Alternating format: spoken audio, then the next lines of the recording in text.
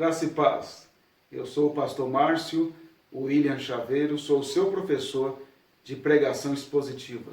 Nós vamos ter agora mais uma videoaula, e esta videoaula será através de slides para facilitar o seu entendimento. Portanto, esteja aí com a sua apostila em mãos para que possa acompanhar a aula e aprender mais daquilo que Deus tem a nos ensinar, como usar as ferramentas adequadas para expor fielmente a palavra dele.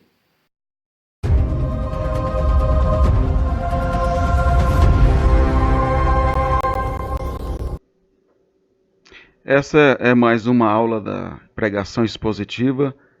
Nós temos falado sobre alguns pressupostos com relação à interpretação e a maneira como nós devemos ver as Escrituras. E é importante esse capítulo para que você possa entender como olhar para o texto, como inserir, como entender o texto dentro de toda a Escritura.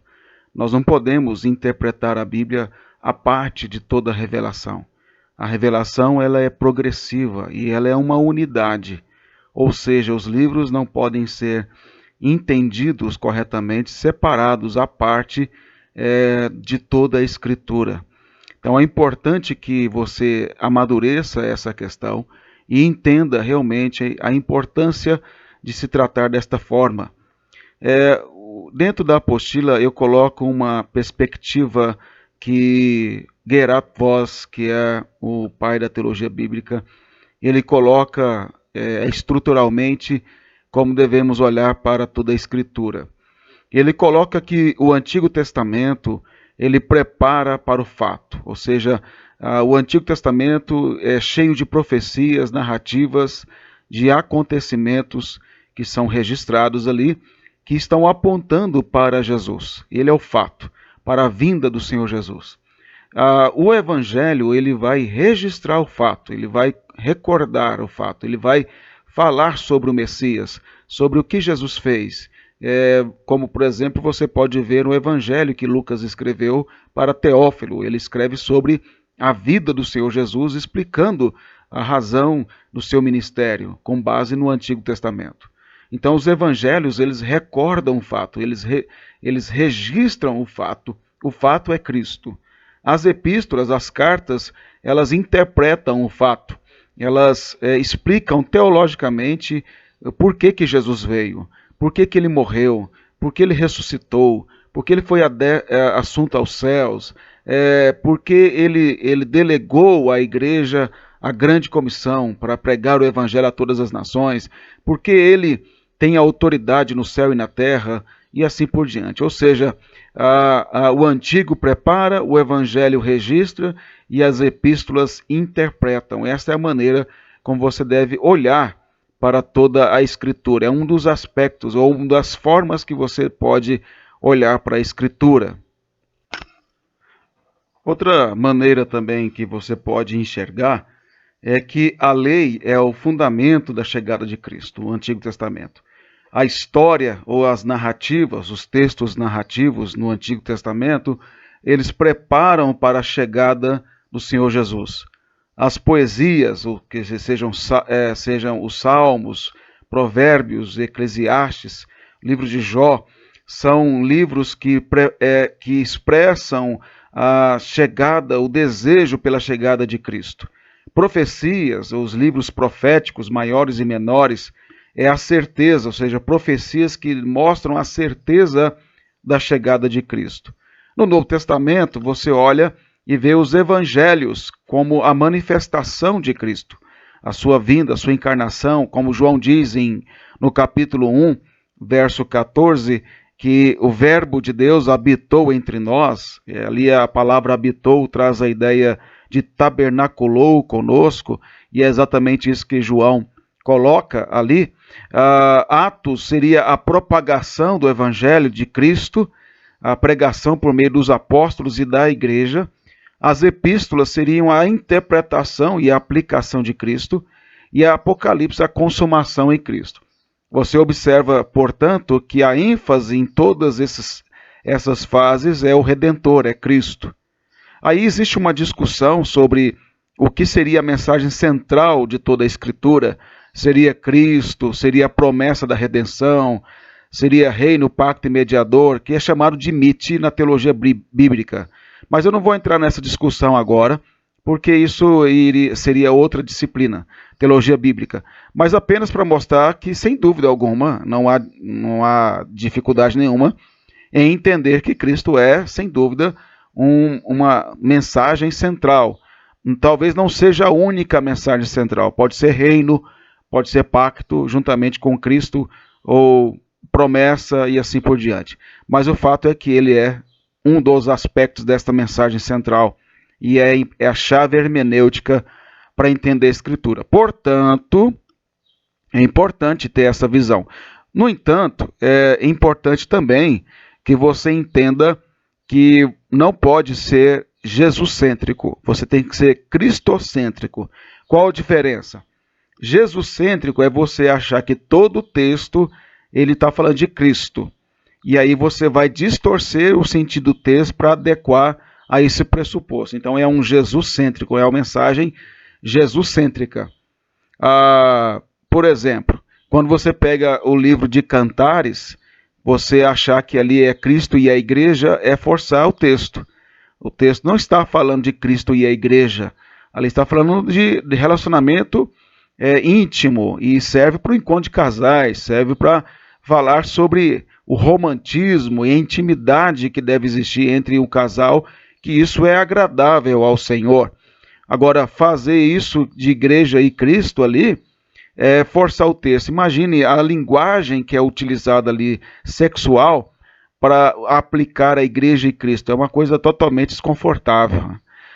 Não há nenhum texto no Novo Testamento que possa servir de base ou que cite indiretamente Cantares como sendo essa relação de Cristo e igreja.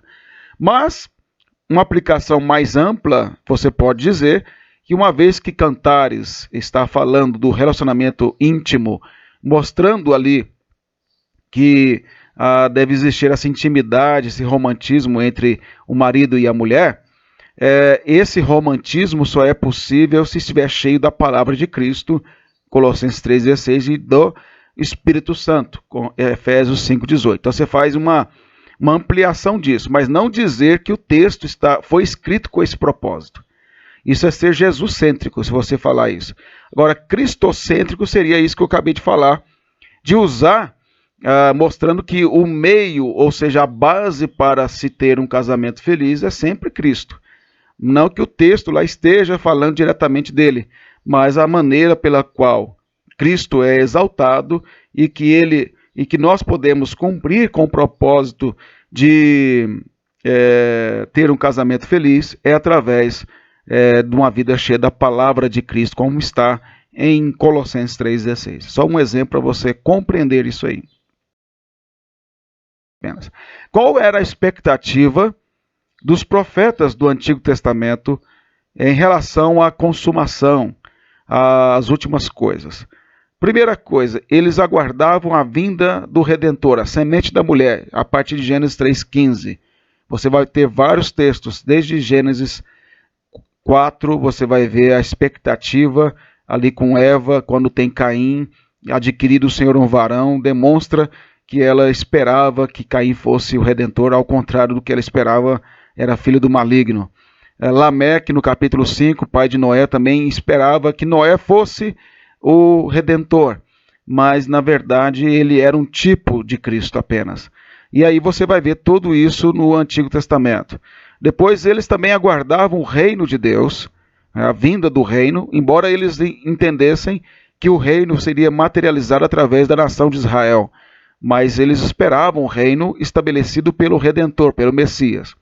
A nova aliança, que é uma aliança de circuncisão do coração e não simplesmente da carne, que ainda era algo que eles não conseguiam entender amplamente, mas eles esperavam essa nova aliança, profetizada principalmente por Ezequiel.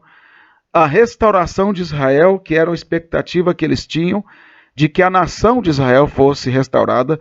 Isso durou até os apóstolos, no início da igreja, quando em Atos capítulo 1, Jesus dizendo aos apóstolos que eles teriam que ser testemunhas dele ao receber o Espírito Santo, e eles perguntaram quando é que ele iria restaurar a Israel.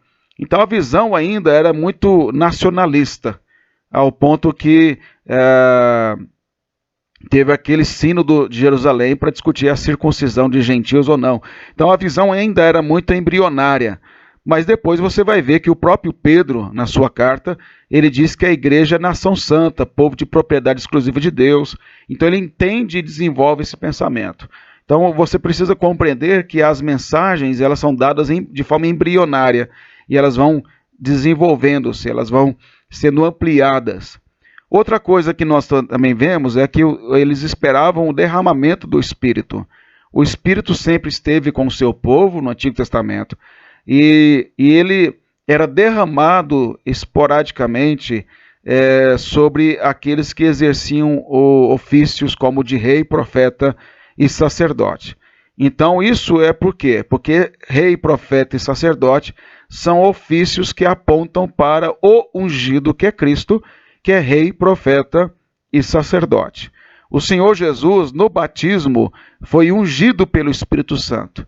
E aí a igreja, depois que Cristo morre, ressuscita e é assunto aos céus, e fica à destra do Pai, a igreja em Atos recebe o cumprimento da promessa, que é o Pentecoste, o derramamento do Espírito. A igreja é ungida, então, a partir daí, porque ela é o corpo do Messias, do rei, profeta e sacerdote. Então, em Cristo somos reis, profetas e sacerdotes.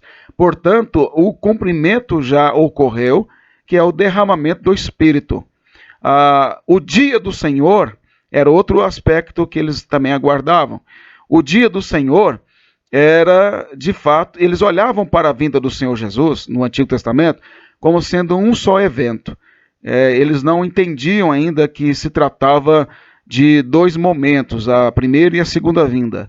Então eles falavam da vinda do Senhor Jesus como um só evento. Por exemplo, quando Isaías fala que o Senhor Jesus, o Messias, estaria sobre ele o Espírito de Deus e ele pregaria aos cativos e tal, e anunciaria o ano aceitável do Senhor e o dia da vingança do nosso Deus. Pregoar o ano aceitável do Senhor é um evento e vingança do Senhor é o segundo evento, que é a segunda vinda. Porém, Isaías falou dos dois momentos como um só, porque ele entendia assim. Ele não tinha ainda a condição, Deus não deu a ele a condição de entender como seria aplicado isso. Mas não quer dizer que Isaías falou errado. Ele apenas não podia ainda, devido ao momento em que foi dada a ele a revelação, compreender como isso iria acontecer de fato. Tanto é que, por exemplo, Jesus, quando foi na sinagoga, ele leu o livro do profeta Isaías, leu essa passagem, e ele leu até o ano aceitável do Senhor e disse, está se cumprindo. E fechou o livro. Por quê? Porque o dia da vingança do nosso Deus, que é a expressão seguinte, não aconteceu ainda. Vai acontecer. Então Jesus mesmo mostrou isso. Então não há dúvida quanto a essa questão. Um outro exemplo disso, você pode ver no caso da transfiguração, quando Jesus é transfigurado ali diante dos discípulos e aparece Moisés e Elias. E Lucas dá um detalhe de que eles falavam com o Senhor Jesus sobre a sua partida. Então, Moisés e Elias queriam saber como que seria a morte de Cristo. Moisés, ele representa o Pentateuco e Elias, os demais profetas do Antigo Testamento. Ou seja, os dois representavam ali a lei e os profetas que apontavam para Jesus, que está ali no meio ali. E aí, eles não entendiam como que Jesus iria morrer, embora o Antigo Testamento, como Isaías, fala da sua morte, mas eles queriam compreender isso, e Jesus explica a eles. Então é esse sentido. Outro exemplo que eu dou para encerrar essa parte, para você entender a mensagem dada de forma embrionária, é o caso de quando Jesus fala aos discípulos que havia muitas coisas para serem ditas a eles, mas eles não suportariam. Então a revelação é dada progressivamente e ela é ampliada na medida em que ela é dada dentro da história. É isso que nós vemos na Escritura. E o último aspecto que os crentes do Antigo Testamento esperavam é novos céus e nova terra. Eles aguardavam isso, era a expectativa da restauração do habitat, que foi amaldiçoado por causa do homem, Gênesis 3,17, mas que o Messias vai restaurar todas as coisas. A expectativa de Lameque, quando eu disse que ele imaginava, esperava que que Noé fosse o Messias, ele fala para que remova as maldições dessa terra que o Senhor amaldiçoou. Em Gênesis 5, ele fala isso. Então, o que eu quero mostrar a você é exatamente essa perspectiva que os profetas tinham da consumação, dos eventos até a consumação. Aí tem uma figura aí de um profeta do Antigo Testamento olhando para a consumação como um só evento, mas ele não entendia ainda que seria em duas etapas, primeira vinda, segunda vinda. Então aí eu coloquei as montanhas aí para você entender. Ele não entendia que era era por etapas, mas ele compreendia que era um só momento, o dia do Senhor. E o dia da vingança do Senhor seria como uma só coisa. Essa era a perspectiva do profeta do Antigo Testamento. Outra coisa que é importante é nós entendermos é a questão da continuidade e descontinuidade das leis do Antigo Testamento. Esse é outro aspecto que traz bastante dificuldades aí. Mas, primeiramente, você precisa entender que a lei ela é dividida em três aspectos: lei civil, lei cerimonial e lei moral. Essa questão da continuidade e descontinuidade entre o Antigo e o Novo Testamento traz bastante dificuldades de interpretação e muitas heresias foram desenvolvidas a partir do entendimento errado acerca desse assunto. É fundamental deixar claro que não existe uma descontinuidade entre o Antigo Testamento e o Novo Testamento em sua essência. Existem aspectos que não continuam, que foram dados para entender uma determinada época e não tem vigência, ou seja, não tem continuidade em todos os tempos seguintes. Existem pontos de descontinuidade e aspectos de continuidade. E é isso que eu quero tentar mostrar para você com relação à lei de Deus. O que eu quero fazer é, de forma resumida, expor alguns pontos que possam ajudar a você a compreender essa continuidade e descontinuidade da lei no Novo Testamento. Vamos então falar primeiramente da lei civil. O propósito da lei civil era servir de modelo para as outras nações e revelar o governo de Deus sobre Israel, para que as nações pudessem ver como era justo o reino e o governo de Deus sobre o seu povo. Porque, na verdade, Deus deveria ser honrado por todas as nações. Mas as nações da época eram pagãs e elas tinham seus deuses criados segundo as suas imaginações, em que elas eram governadas por estas supostas divindades. O que, na verdade, Israel serviria como modelo para as outras nações de um governo teocrático. E a lei civil foi dada temporariamente para Israel para mostrar exatamente isso ao mundo. Mas não foi dada a lei civil a exigência de continuidade no Novo Testamento, porque a igreja não é nação. A igreja é formada por pessoas de várias nações, de todas as nações da terra, povos, tribos e línguas. E, portanto, não poderia ter uma lei civil, porque não é uma etnia, não é uma nação, não é um país, mas é um povo formado de pessoas que representam as nações da terra. Então, a igreja é uma nação santa, mas não uma etnia, não um povo de um país necessariamente, como era Israel no Antigo Testamento. A igreja é um agente do reino, como Israel deveria ter sido no Antigo Testamento e não foi. Então a lei civil ela não continua no Novo Testamento.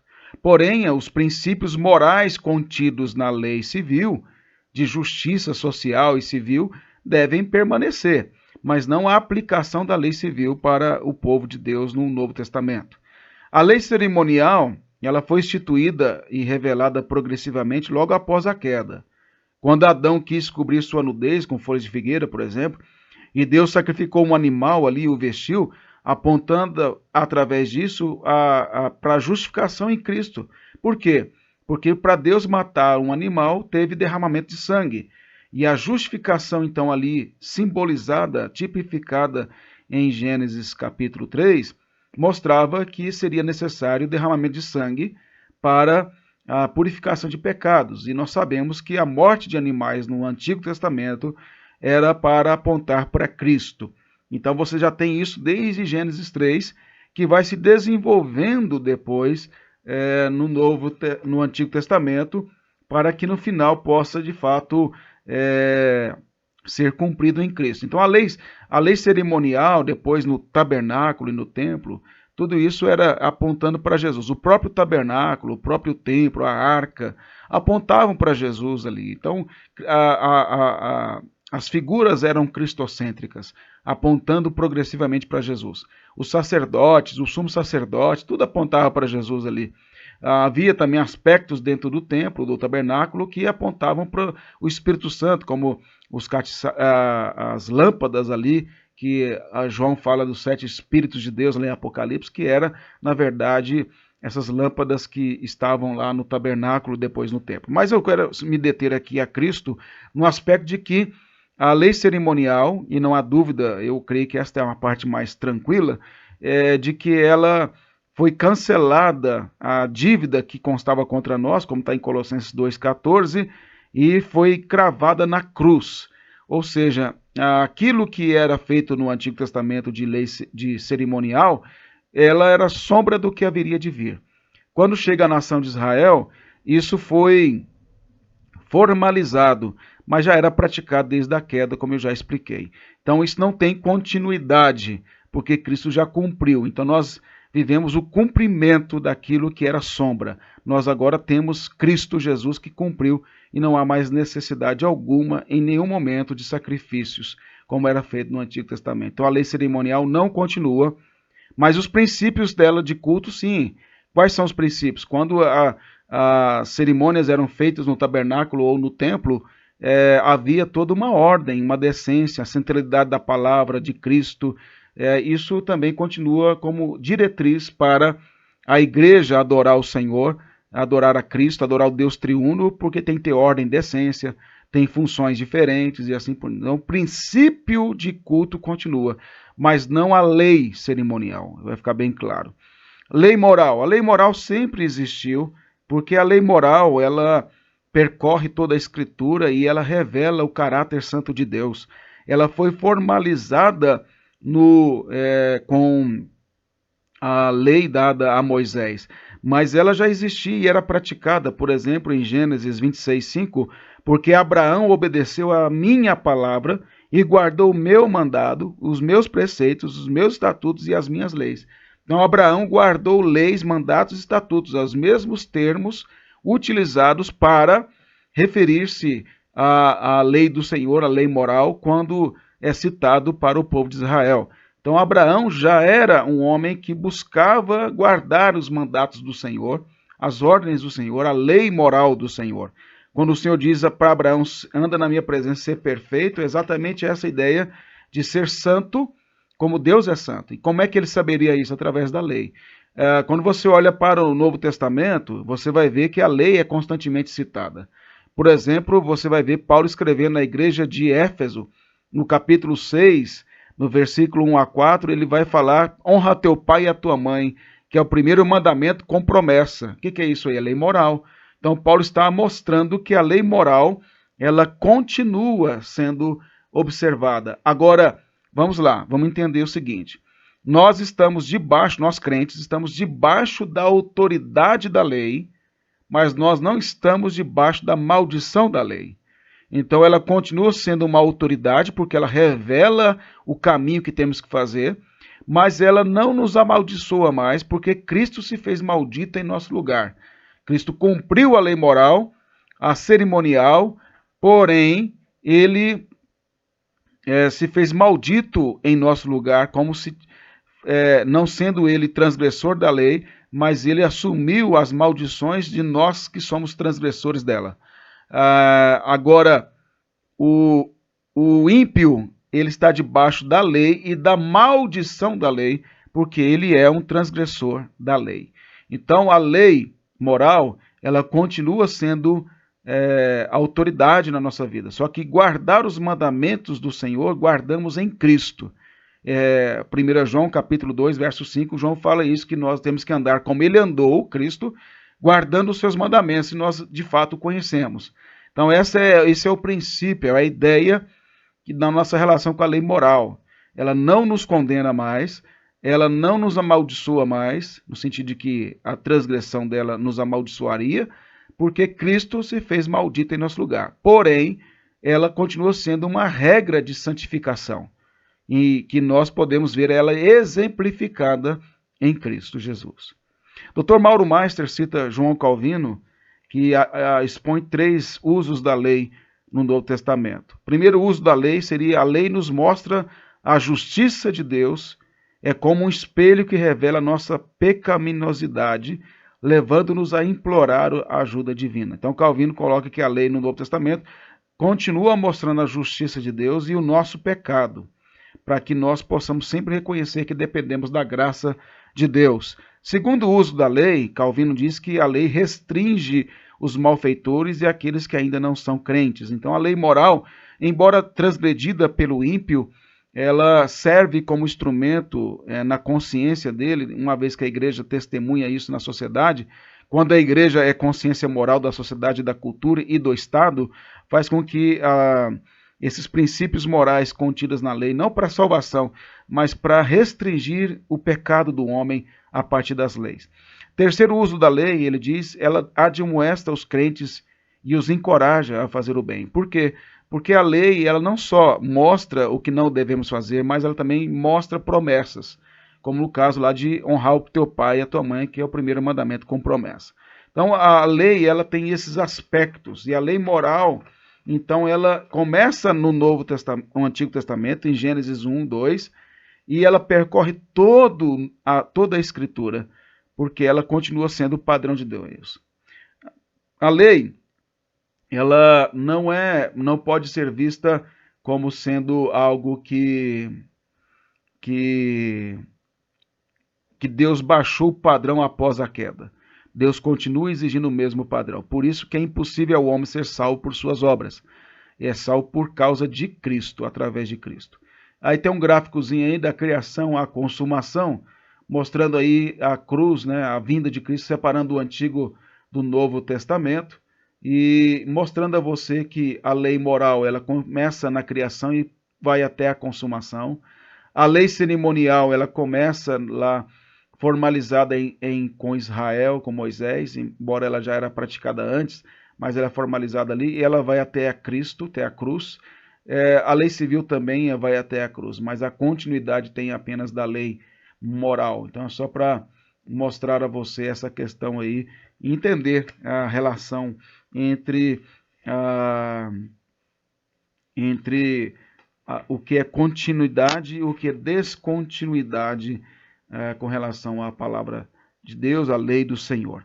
Eu não vou entrar aí na questão do dispensacionalismo, porque aí seria bastante abrangente, mas você pode olhar aí a visão do dispensacionalista, como ele olha essa questão de continuidade e descontinuidade, e como ele faz confusão com relação a isso, fazendo com que as pessoas achem que o Antigo Testamento é lei e o Novo Testamento é graça. E o que eu tento demonstrar a você aí, a partir das minhas argumentações, é que a graça de Deus esteve sempre a partir da queda. E uma demonstração clara disso é você compreender aí em Hebreus 11, quando o autor fala sobre aqueles crentes que viveram pela fé. Viver pela fé é crendo no Messias. E começa com Abel. Então é bem no início, no capítulo 4 de Gênesis.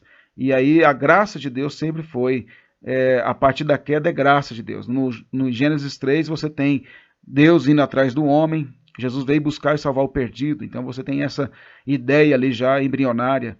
A promessa do Messias, Gênesis 3,15, que em Romanos 16,20, Paulo fala que o Deus da paz em breve esmagará debaixo dos vossos pés Satanás. É uma citação clara de Gênesis 3,15 como base do Evangelho, e ainda ser consumado através de Cristo. Você tem o Senhor ali matando o animal e cobrindo Adão e Eva, que é uma demonstração da justificação. É Deus que nos reveste de justiça de Cristo. Ou seja, tem vários textos mostrando exatamente essa questão aí que envolve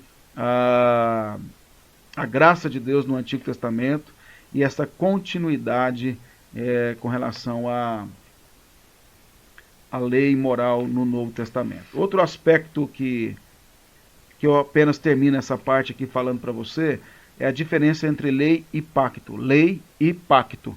A lei é a vontade revelada de Deus que se torna obrigatória o seu cumprimento, aplicando ao transgressor as penalidades.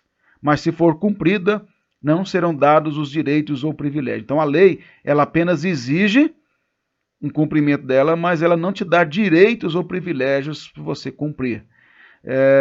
Se você obedecer às leis, por exemplo, eu dou um exemplo aqui que é, se você obedecer às leis de trânsito, você não vai receber uma placa do Detran, da agência de trânsito, premiando você porque você foi obediente.